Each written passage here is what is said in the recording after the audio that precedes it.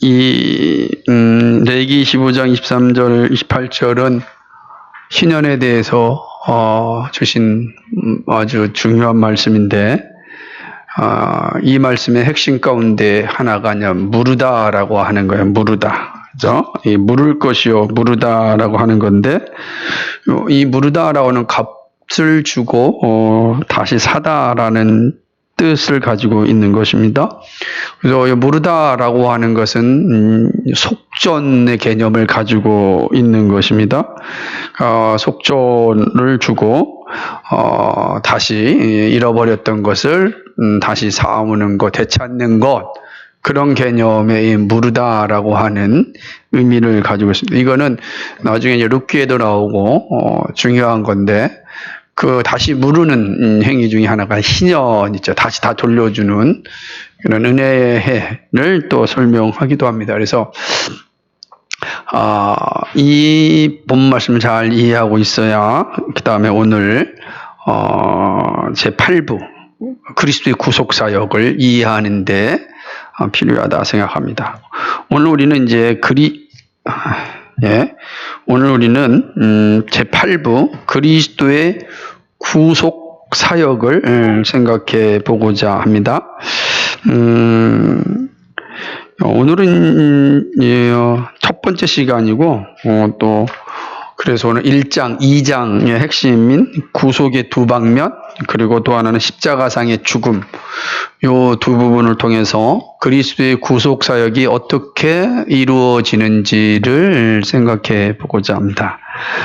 구속은 두 방면으로 이제 성립하는데, 첫 번째 이 구속이라고 하는 것은 팔린 것을 다시 사는 겁니다. 두 방면 중에 하나, 팔린 것을 다시 사는 것이죠.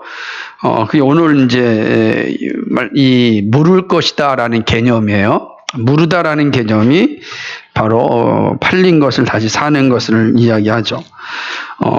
그것을 산 사람에게 그 값을 지불하고 다시 사는 것을 뜻합니다. 내가 어떤 것을 팔았죠. 근데 그걸 다시금 사고 내 것으로 가져오고 싶으려면은 그 판 값을 지불해야 되겠죠. 무르는 거죠. 다시 무르면 내 것이 되는 것입니다. 이 개념이 이제 구속의 개념이에요. 무르다는 개념이. 그러니까 본래 이제 이 인류는 하나님의 백성으로 작정되었습니다. 그죠? 하나님의 백성이죠. 그래서 우리는 하나님의 형상으로 말미암아 우리는 하나님의 자녀가 되었고, 또 하나님이 기뻐하시는 뜻을 행함으로 하나님을 영화롭게 하는 그런 삶을 사는 게 인류의 본분이었습니다. 그래서 하나님은 이 계획을 충만하게 이루시기로 작정을 하신 거죠. 그런데 그 백성이 창조주 하나님을 배반하였습니다. 그래서 하나님 백성 되기를 거절한 것입니다.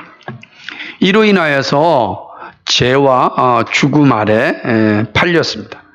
하나님 백성이 죄와 죽음 가운데 팔려 버린 것이죠. 그러므로 이제 하나님의 백성이 죄와 죽음에 소속이 되어버리고 마는 것입니다. 하나님께서는 이러한 상황 가운데 죄와 죽음의 자리에 팔려진 그 자녀들을 다시금 회복하시기 위하여서 하나님께서 정하신 방법이 그리스도가 피 흘리셔서 다시금 죄와 죽음 가운데 있는 자기 백성을 사는 것이었습니다. 이것이 바로 무르다라고 하는 개념인데, 룻기 3장 9절 13절입니다. 아까 레위기 있는 25장 23, 28절과 같은 의미를 가지고 있는데요. 같이 한번 읽어볼까요? 쭉 시작. 가로되 네가 누구뇨? 대답하되 나는 당신의 시녀 루시오니 당신의 옷자락으로 시녀를 덮으소서. 당신은 우리 기업을 물을 자가 됨이니 가로되 내 딸아 여호와께서 내게 복 주시기를 원하노라. 네가 빈부를 물어하고 연소한 자를 쫓지 아니하였으니 너희 베푼 인애가 처음보다 나중이 더하도다. 내 딸아 두려워 말라. 네가 네 말대로 내게 다 행하리라. 네가 현숙한 여자인 줄 나의 성읍 백성이 다 아느니라. 참으로 나는 내 기업 물을 자나 물을 자가 나보다 더 가까운 친족이 있으니 이 밤에 여기서 머무르라. 아침에 그 기업 물을 자의 책임을 내게 이행하려 하면 좋으니 그가 그 기업 물을 자의 책임을 행할 것이니 만일 그가 기업 물을 자의 책임을 내게 이행고자 아니하면 여호와의 사심으로 맹세하노니 내가 기업 물을 자의 책임을 내게 행하리라. 아침까지 누울지니라. 아멘. 여기서 이제 계속해서 반복되어 나오는 말씀이 뭐죠? 기업 물을 자, 기업 물을 자, 그죠? 기업 물을 자라는 거죠. 아까 이 물은다라고 하는 표현은 아까 말씀드렸듯이 다시 사는 겁니다. 그죠? 값을 주고 되사는 거죠. 그러니까 이 룻기 개념에서 보면은 이 룻을 다시금 회복시켜 줄 수 있는 그 제도가 이 기업물을제 고헬 제도라고 하는 건데 이 제도가 있었어요. 이 제도를 통하여서 사실은 룻은 회복이 되거든요. 룻은 그 남편이 다 죽었잖아요. 다 홀로 미망이 된 겁니다. 살 수 있는 능력이 없죠. 살 수 있으려면은 이 사람을 사줘야 되는 거예요. 회복시켜줘야 되는 거죠. 여기 이제 이스라엘에는 그런 제도를 하나님께서 허락해 주셔서, 이 룻이라고 하는 이런 상황 가운데 있는 사람들을 다시 회복하여서 정상적인 삶을 살 수 있도록 하도록 그의 가문 가운데 기업 물을 자를 세웠습니다. 그것도 이제 친족 순서대로 하는 겁니다. 아무나 하는 것이 아니라 순서가 있습니다. 그래서 그 기업 물을 자를 통하여서 이 룻을 사게 되면은 룻의 생활이 이제 회복이 되는 것입니다. 그러니까 이것의 제도의 핵심은 다시금 사는 거, 속량하여 주는 거예요. 모든 것을 회복시켜 줌을 의미하는 것입니다. 하나님께서는 이 방법을 통하여서 자기 백성을 다시금 회복하시기로 작정하신 겁니다. 작정하신 거예요. 그러니까 하나님 백성 되기를 거부하여 죄와 죽음의 자녀가 된 백성들을 다시 회복하시기로 작정합니다. 그러려면 뭐 해야 되냐? 다시 사야 되는 겁니다. 근데 다시 살려면 그냥 살 수 있는 게 아닙니다. 값을 치러야만 살 수 있는 거죠. 그 값을 치러야만 하는 행위, 그것이 바로 하나님께서 하신 건데 어떻게 했느냐? 그리스도가 피 흘리심으로, 그리스도의 피를 흘리심으로 백성을 죄와 죽음으로부터 구원해 내신 것입니다. 그래서 갈라디아 3장 13절 있는 말씀처럼 그리스도께서 우리를 위하여 저주를 받은 바 되사 율법의 저주에서 우리를 속량하셨으니 기록된 바 나무에 달린 자마다 저주 아래 있는 자라 하였음이니라. 아멘. 그러니까 우리를 속량하신 거죠. 다시 사신 거야.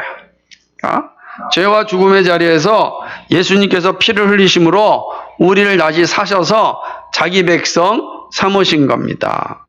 이게 하나님의 방법입니다. 그 방법이 왜 그렇게 됐는지 생각해 볼 겁니다.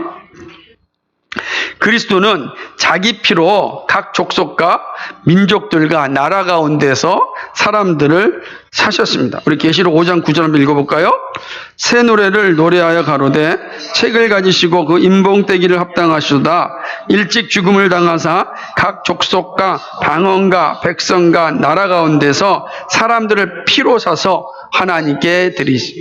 자기 백성들을 어떻게 사셨습니까? 피로 사셨습니다. 피로 사서 하나님께 바치신 거죠.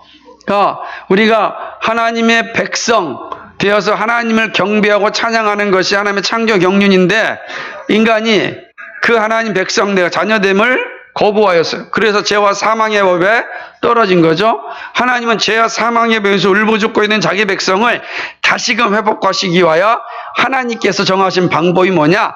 바로 자기 성자의 피를 속전으로 주고 회복하시기로 작정하셨다라고 하는 것이죠.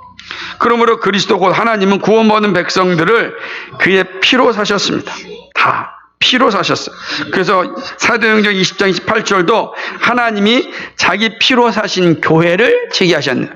그러니까 지금 반복해서 얘기하는 건 뭐죠? 다 하나님께서 자기 피로 사셨어요. 그 하나님 피가 어디 있습니까? 그죠? 그럼 누굴 얘기하는 거예요? 그리스도를 얘기하는 거죠. 그리스도의 십자가의 죽으심을 얘기하는 거예요. 하나님께서 그리스도의 십자가의 죽으심을 통하여 교회를 사셨습니다. 사람들도 사셨습니다. 죄 죽은 율법 아래 팔린 사람들도 사셨습니다. 다 뭐 하신 거예요? 그리스도의 피로 사신 거예요. 율법 아래 있는 사람도 속량하셨고 각 민족 가운데 있는 사람들도 사셨고 그리고 교회도 사셨다라고 하는 거죠. 마지막 날 구원에 이르도록 그의 피로 사셨으므로 영원한 구원이 되게 하셨습니다. 그렇죠. 영원한 구원이 됩니다. 이것들 이 의미가 무엇인지는 뒤에 가면서 좀 더 자세하게 이제 살펴보게 될 것입니다. 이렇듯 첫 언약 때 범한 모든 죄를 다 속함으로 완전한 구원이 되어 영원한 기업을 상속받게 되었습니다. 첫 언약 때 범한 죄 뭡니까? 하나님의 백성, 하나님의 자녀됨을 거부한 죄입니다. 하나님의 자녀, 하나님의 백성됨을 거부한 죄를 하나님께서 다시금 다 용서하여 주셨습니다. 용서해 주신 거예요. 그래서 영원한 기업을 상속받을 수 있게 하셨습니다. 그래서 히브리서 9장 15절에 같이 읽어볼까요? 이를 인하여 그는 새 언약의 중보니 이는 첫 언약 때의 범한 죄를 속하려고 죽으사 부르심을 입은 자로 하여금 영원한 기업의 약속을 얻게 하려 하심이니라. 첫 언약 때의 범한 죄를 속하려고 십자가에서 죽으셨습니다. 그러므로 부르신 자들을 영원한 기업의 약속을 얻게 하신 겁니다. 나중에 살펴보겠지만 모든 사람을 이게 기업을 주신 게 아니에요. 누구에게만 기업을 주신 겁니까? 부르심을 입은 사람들에게만 기업을 주신 거예요. 우리는 분명히 고백합니다. 웨슬레와 같은 알미니안적 관점에서 모든 사람이 아니라 부르심을 받은 사람에게만 영원한 기업의 약속을 주셨습니다. 자, 이렇듯 하나님의 구속은 뭐냐? 팔린 것을 다시 사는 거야. 다시 팔린 것을 다시 사는데 어떻게 사셨습니까? 피를 값으로 주시고 사시는 거야. 기업을 다시 물은 거예요. 그게 바로 구속이다라고 하는 거야. 자, 우리가 구속받았습니다, 구원받았습니다라고 할 때 그 개념이 뭐냐면 바로 이 개념이죠. 팔린, 죄와 사망에 팔린 우리가 그리스도의 피를 값으로 하여 다시금 우리를 자녀로 사신 거야. 그게 구속이라는 뜻이에요. 이해가 되시죠? 우리가 구속받았다라고 할 때는 내가 첫 언약 때 하나님의 백성 되기를 거부하여서 우리가 죄와 사망에 팔렸는데 하나님께서 우리를 다시 그리스도의 피를 값으로 주시고 우리를 죄와 사망의 법에서 다시 하나님 백성, 하나님 자녀로 사신 것. 이런 것을 구속이라 그런다는 거예요. 그러니까 구속에는 반드시 뭐가 있어야 돼요? 판 것, 산 것. 이 개념이 있어야 된다라고 하는 겁니다. 우리 구속받았다 할 때는 그리스도의 피로 내가 다시 하나님의 자녀가 됐구나. 하나님께서 우리를 그 피를 값으로 치르시고 사셨구나. 이 개념을 이해하고 있어야 됩니다. 두 번째, 구속의 두 번째 개념은 뭐냐? 이게 해방을 뜻합니다. 네, 해방을 뜻하는 거예요. 구속, 곧 속량은 원수들에 의해 포로된 자들을 구출하고 그 속박에서 해방하는 것으로 이루어집니다. 자, 구속은 뭐냐? 이제는 원수들의 포로, 다시 말하면 사단의 포로에서 해방되는 겁니다. 그죠? 얘기하는 겁니다. 그러니까 우리가 구속받았다 할 때는 우리는 이제 사단에 의해서 포로로 잡혔는데 그 포로로부터 우리가 자유하게 된 것이죠. 우리 자유한 존재가 되어졌습니다. 한번 찾아볼까요? 창세기 48장 16절. 가까운 데니까.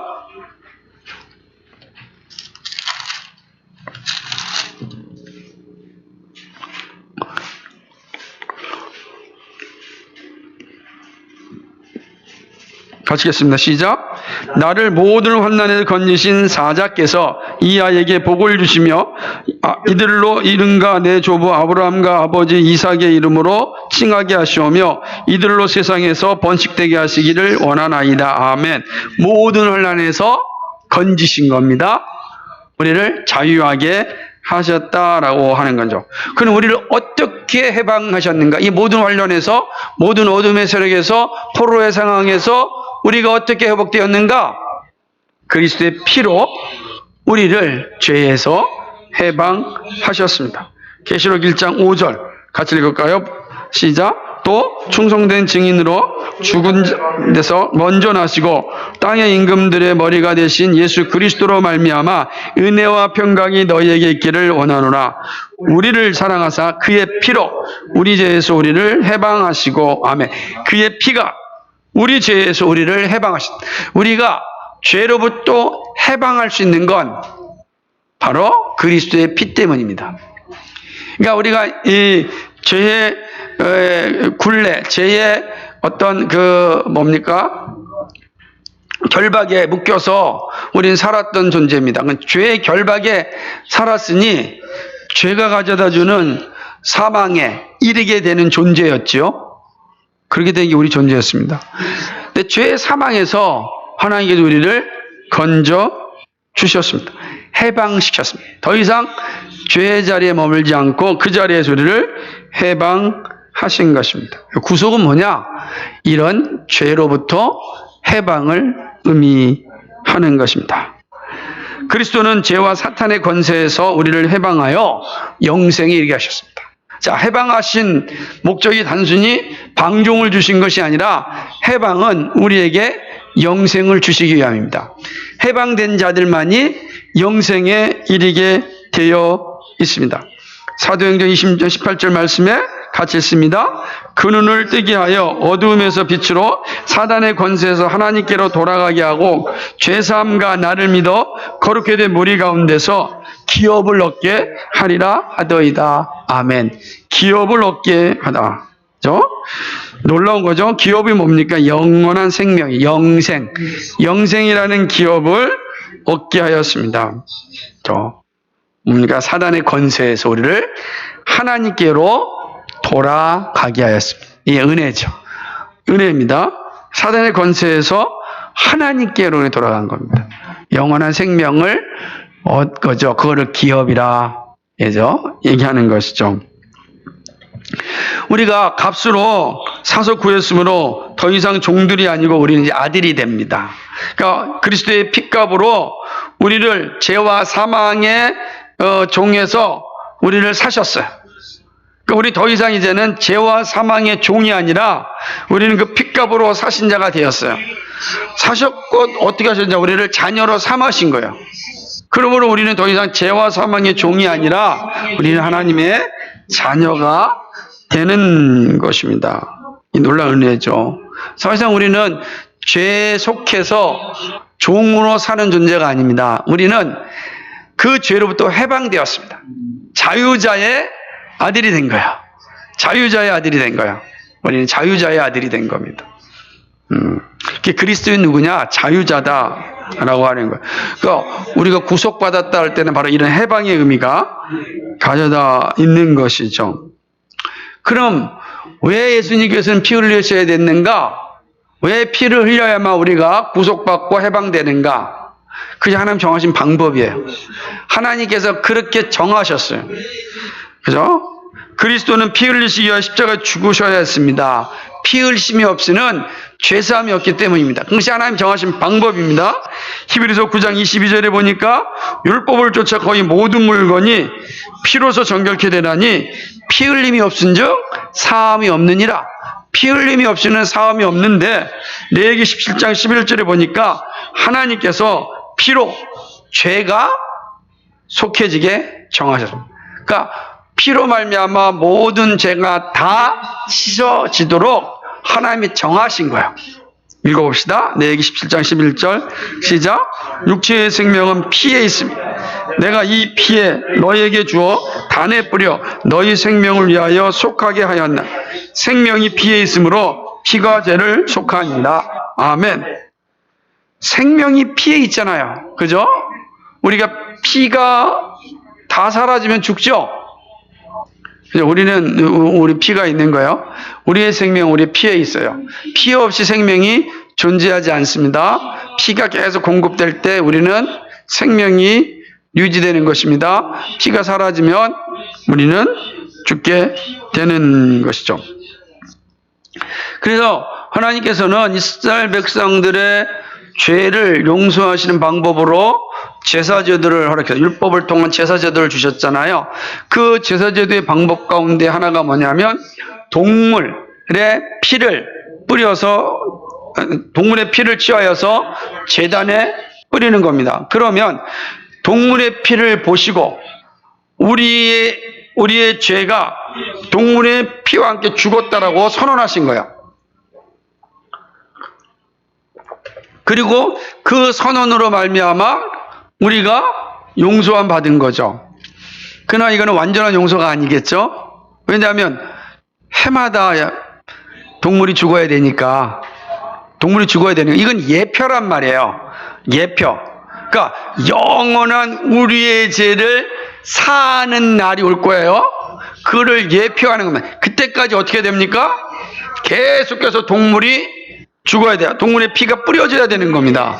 동물의 피가 계속 뿌려져야 우리의 죄가 용서함 받는 거예요. 그렇게 하면 정하신 겁니다. 왜냐하면 피에 생명이 있기 때문에 그렇습니다. 그래서 그리스도가 피를 흘리신 거죠. 이 피는 영원한 피란 말이에요. 흠이 있는 피가 아니에요. 흠 없는 피고 영원한 피예요. 구약의 모든 제사가 예표하였던 그 모든 피의 완성이죠.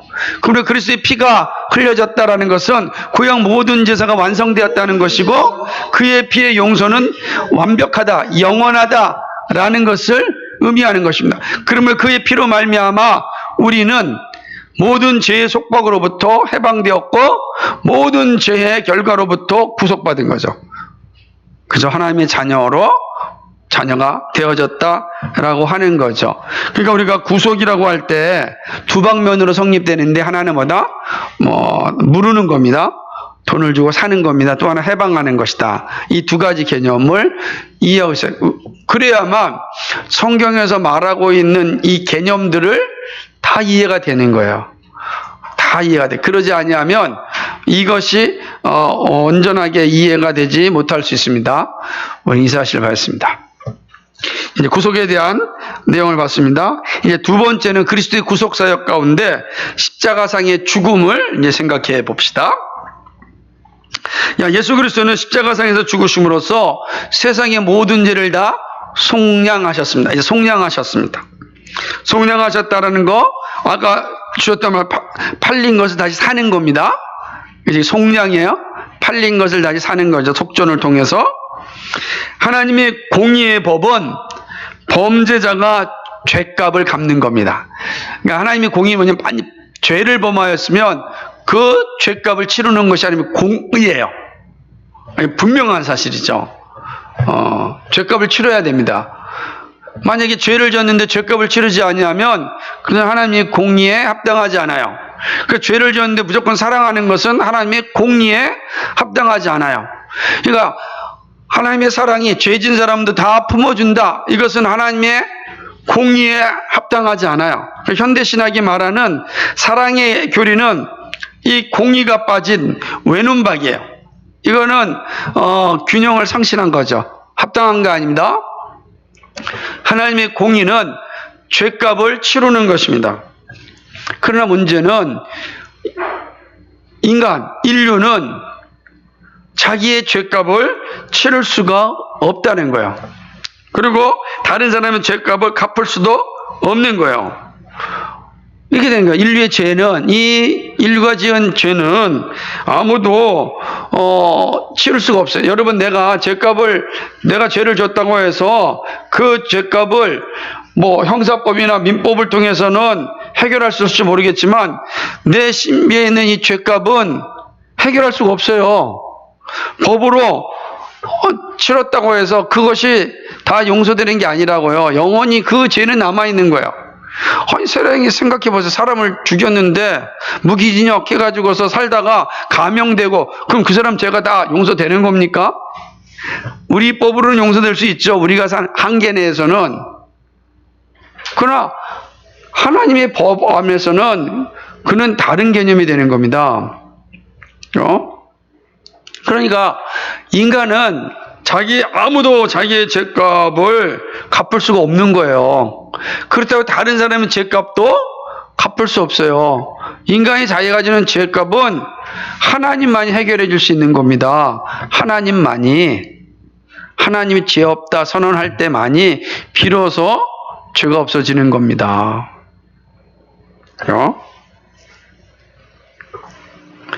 그래서 하나님이 사람이 되셔서 사람이 지은 값을 대신 갚으신 겁니다. 인간은 스스로 자기 죄값을 갚을 수가 없습니다. 이 도덕적 영적인 이 죄는 해결할 길이 없는 거예요. 그러니까 뭐 형법적이고 세상 법적으로는 어떤 것을 해결할 수 있을지 모르겠지만 도덕적 영적인 이 법은 길이 없어요. 나는 죄 없어 해가지고 없어지는 게 아니에요. 나는 벌을 치렀으니까 난 죄 없어 해가지고 사라지는 게 아니다. 불가능한 거야. 내가 다른 사람의 죄값을 대신 치러준다고 해서 그 사람의 죄가 사라지는 게 아닙니다. 내가 누군가의 죄를 대신해서 내가 감옥 생활을 했다고 해서 이 사람의 죄가 감형되거나 사라지는 게 아니잖아요. 여전히 도덕적 영적으로 그 사람은 죄인이에요. 죄인이라고요. 그래서 하나님께서 이 죄값을 해결하시기 위하여 하나님이 사람이 되신 것입니다. 그리고 사람의 죄값을 치르시기 위하여 십자가에서 죽으셨습니다. 그러므로 우리의 죄를 용서해 주신 것이죠. 예수님의 죽음은 속죄이지만 그러나 하나님의 진노를 진정시킨 또 화해이기도 합니다. 속죄죠. 죄를 속하는 것이잖아요. 예수님이 죽음으로 말미암아 죄가 다 속해진 거 아니겠습니까? 용서받았어요. 그러나 단순히 이거는 죄가 속죄되는 것만 끝나는 것이 아니고 하나님과의 관계의 화해가 이루어지는 것입니다. 그리스도의 십자가의 죽음은 바로 이런 의미를 가지고 있고 동시에 구약 제사가 가르치고 지시한 참 제사가 되는 것입니다. 히브리서 11장 40절 말씀 같이 한번 읽어볼까요? 이는 하나님이 우리를 위하여 더 좋은 것을 예비하셨은즉 우리가 아니면 저희로 온전함을 이루지 못하게 하려 하심이니라. 아멘. 더 좋은 것. 구약 제사가 가르쳐줘. 구약의 제사도 우리에게 좋은 것이었습니다. 왜냐하면 구원받을 수 있는 길을 알려주셨기 때문입니다. 그것이 없으면 얼마나 인간의 삶이 비참했겠습니까? 죄가 계속 죄로 쌓이는가? 계속 내 안에 죄가 쌓이고 쌓이는 겁니다. 우리의 양심을 갉아먹어 죽이겠죠.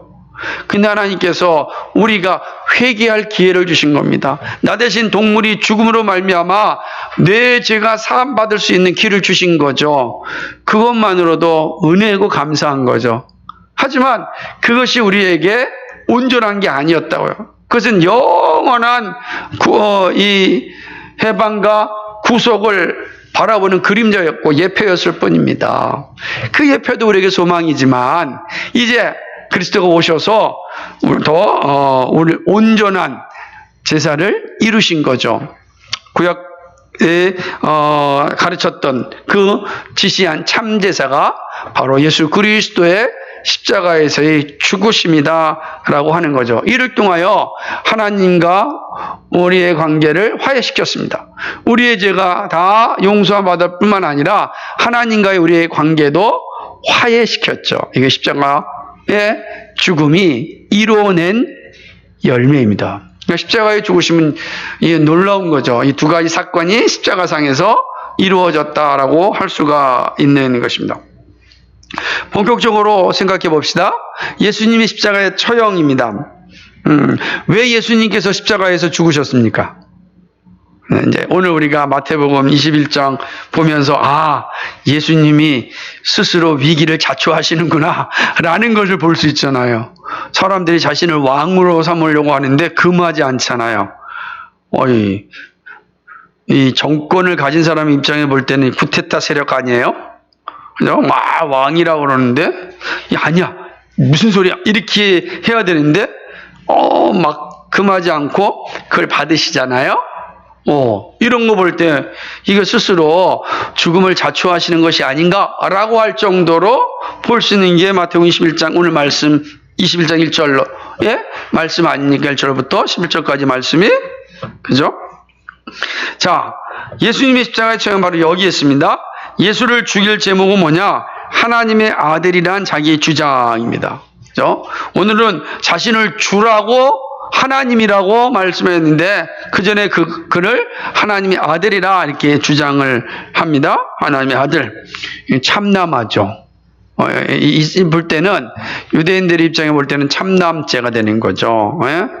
이 참 말도 안 되는 소리라고 있고 모독하고 있고 신성모독죄란 말이에요. 신성모독죄 이거는 뭐 사형이란 말이에요. 근데 예수님께서 자신을 하나님의 아들로 선언하셨단 말이에요. 뿐만 아니라 십자가 처형 제목은 뭡니까? 유대인의 왕 그리스도란 주장이죠. 내가 유대인의 왕 그리스도냐? 맞다라고 하는 겁니다. 그리스도는 하나님의 아들로서 하나님 나라의 왕입니다. 그죠? 근데 백성들은, 이 백성들과 그 지도자들은 예수님을 정치적 왕으로 몰아 예수를 처형하도록 하였습니다. 하게 된 거죠. 그러니까 예수님이 이렇게 죽는 왕으로서 이제 십자가에서 달려 죽으셨습니다. 또 세 번째는 반역자로 정죄됨으로 십자가로 처형되었습니다.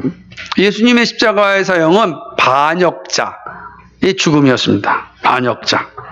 그래서 반역자는 어느 시대나 불구하고 가장 잔인하고 처참하게 죽입니다. 반역을 행하면.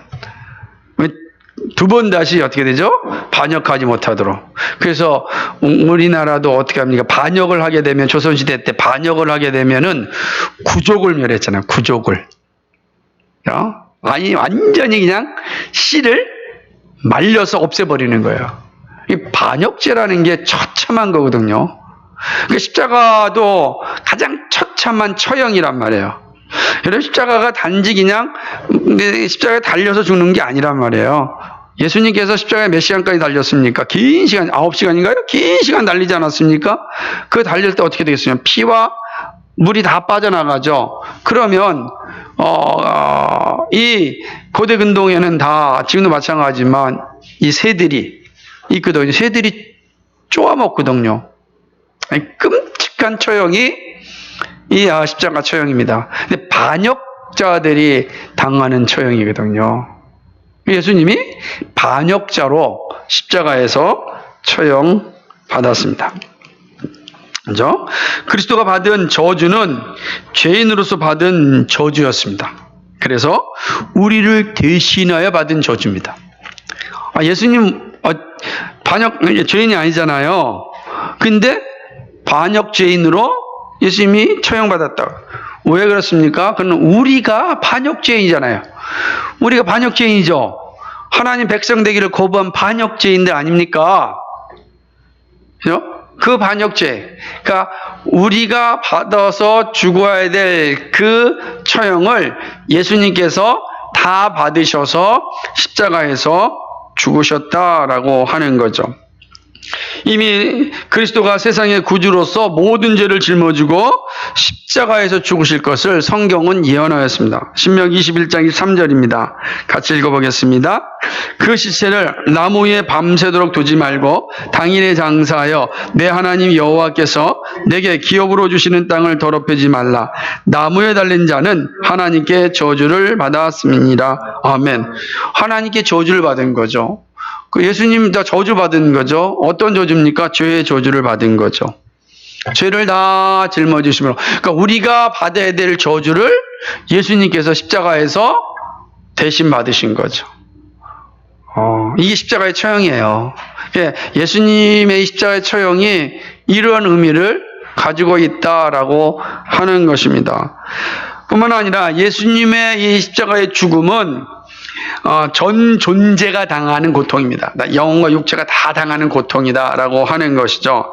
예수는 육체뿐 아니라 전 존재로 죽음의 고통을 당하셨습니다. 그래서 그리하여 우리의 전 존재를 죄와 죽음에서 구원하셨습니다. 그러니까 예수님의 십자가의 죽음은 우리의 육체의 구원뿐만 아니라 우리의 영혼의 구원, 우리의 영혼의 구원뿐만 아니라 우리의 육체의 구원을 이루는 겁니다. 그러면 나중에 부활할 때 우리의 육체와 영혼이 다 하나가 되어서 부활하잖아요. 그것이 가능한 것은 예수님께서 십자가에서 전 존재로 고난받으시고 죽으셨기 때문입니다. 얘기하는 거죠. 죄로 인해 하나님께 버림받음, 이게 얼마나 무서운 일입니까? 그렇죠?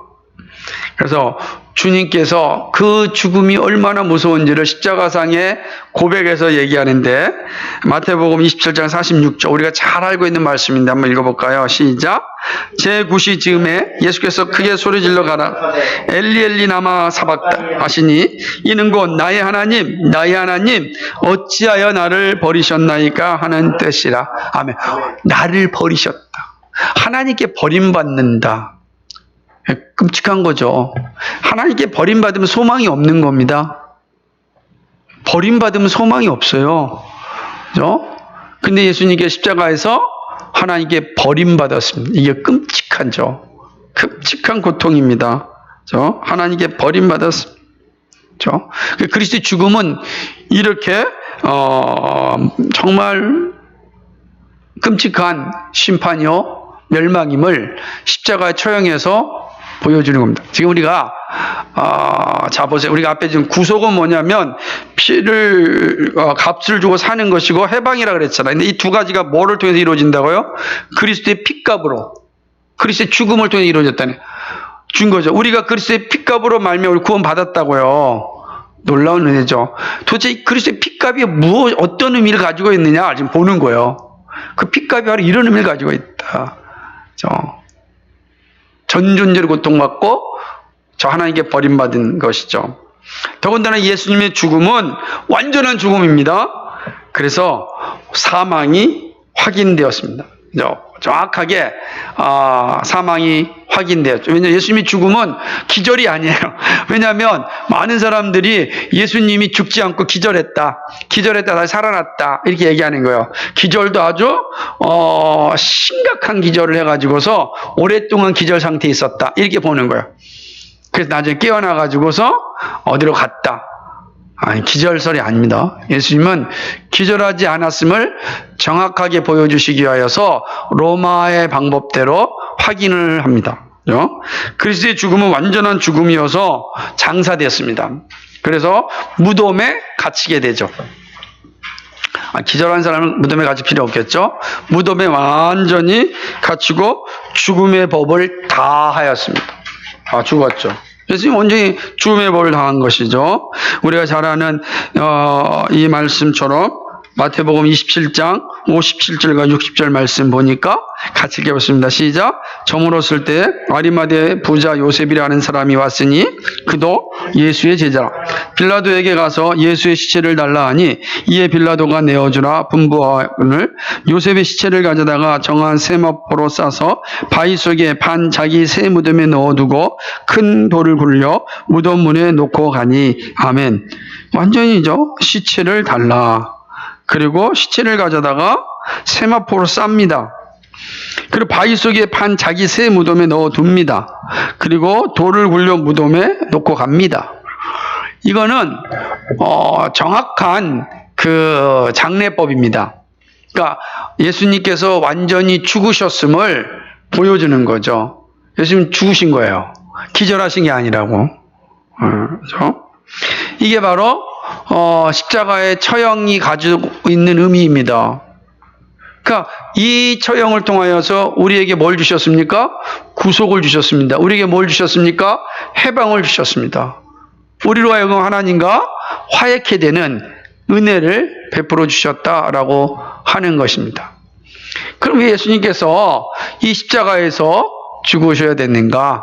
그 역시 하나님의 말씀하신 예언을 이루시기 위함입니다. 그렇죠?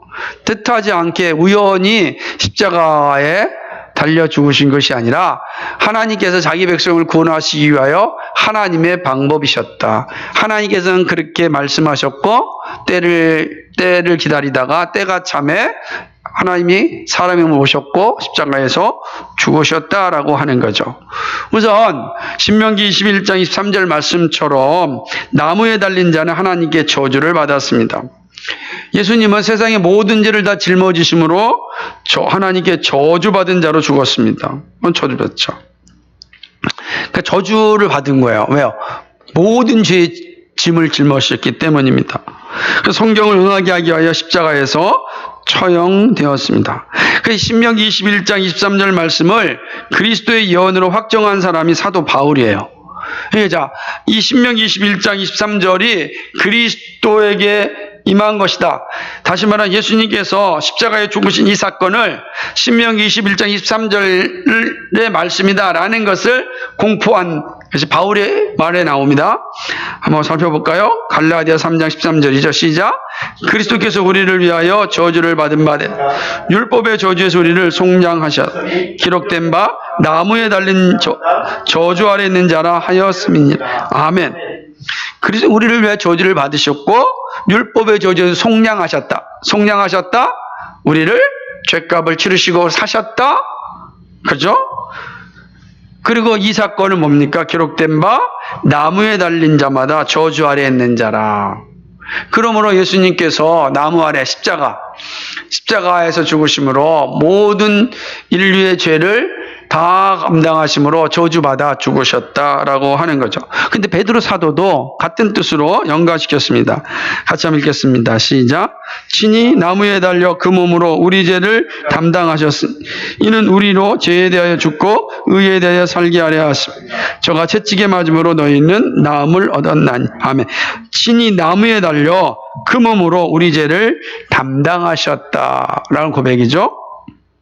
그러니까 이것이 바로 사도 베드로 역시 동일하게 우리에게 고백하고 있는 것을 보게 되는 것입니다. 그러니까 성경의 가르침대로 예수님은 십자가에서 죽으셔야 됐습니다. 뿐만 아니라 성경의 또 하나의 예언은 그 뼈가 하나도 꺾이지 아니하리라 이렇게 말씀하셨습니다. 시편 33편 20절에 보면은 그 모든 뼈를 보호하시며 그 중에 하나도 꺾이지 아니하도다. 이 말씀은 이제 메시아 예언 시편인데 이 메시아 예언 시편에서 고백하는 겁니다. 모든 뼈를 보호하시고 그 중에 하나도 꺾이지 예수님의 뼈가 하나도 꺾이지 아니하셨다라고 하는 거예요. 보세요. 이 놀라운 장면은 우리가 다 알고 있죠. 십자가에서 보게 되면 같이 십자가에 처형된 두 살인 강도들은요. 로마 병사들에 의하여서 그 뼈가 꺾이었습니다. 뼈가 꺾였다는 것은 완벽하게 죽인인 것을 확인하는 작업이에요. 완벽하게. 그런데 예수님은 다리가 꺾이지 않았어요. 왜요? 꺾일 필요가 없는 거예요.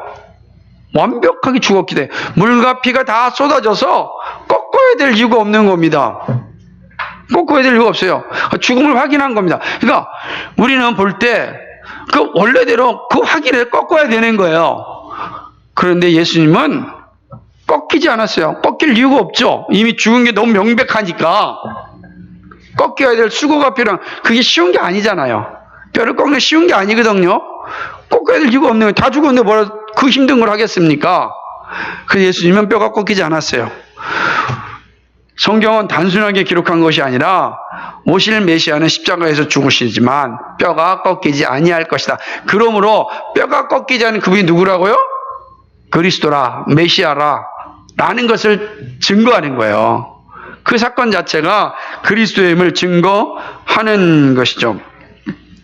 그것이 바로 요한복음 19장 33절과 36절에 있는 말씀입니다. 그러므로 예수님은 처절하게 이 십자가에서 죽으셨지만 그러나 뼈가 꺾이지 아니하셨습니다. 이 처형으로 우리의 속전이 되셨고 우리를 속량하셨고 우리로 하여금 다시 죄와 사망의 법에서 살려내셨고 우리의 죄와 사망의 굴레에서 해방하셨고 우리로 하여금 하나님과의 관계를 화해시켰습니다. 그러므로 예수 그리스도 안에 있으면 우리는 하나님과 관계가 온전히 회복되는 것입니다. 이게 아닌 구속 방법에 다른 방법이 없습니다. 그러니까 천하 인간의 구원 얻을 다른 이름을 주시지 않았다라는 이유가 여기 있는 거야. 왜 천하 인간의 십자가에서 인류의 모든 죄를 짊어지고 하나님께 저주받아 죽은 자, 그것도 성경이 예언한 대로 심판받아 죽은 자는 예수 그리스도 한 분밖에 없다. 그럼 예수 그리스도만이 우리의 구원자이시다. 다른 이가 없는 겁니다. 예수 그리스도만이 우리의 구원이 되신다. 우리의 구속주이시다. 라고 하는 사실입니다. 이게 예수의 방법이에요. 여러분 잘 생각해 보십시오. 우리가 받아야 될 그 저주였습니다. 우리가 짊어져야 될 십자가였어요. 왜요? 우리가 배반했잖아요. 근데 하나님께서 그 일을 용서하시고 우리를 다시금 자녀로 삼아주셨습니다. 이유가 뭡니까? 하나님의 창조 경륜을 완성하시기 위함입니다. 성취하시기 위함입니다. 다시 한번 질문합니다. 하나님의 창조 경륜의 뜻이 뭐예요? 하나님은 우리 하나님 되고 우리 하나님의 자녀가 되어서 하나님을 영원토록 즐거워하며 경배하며 영광 돌리는 겁니다. 그게 하나님의 창조 경륜이에요. 그것이 언약을 통해서 드러났고 그리스도 십자가에서 성취되었고 영원한 새하늘과 새 땅에서 우리가 누릴 겁니다. 이것이 오늘 우리가 공부해 본 내용입니다. 오늘은 여기까지입니다.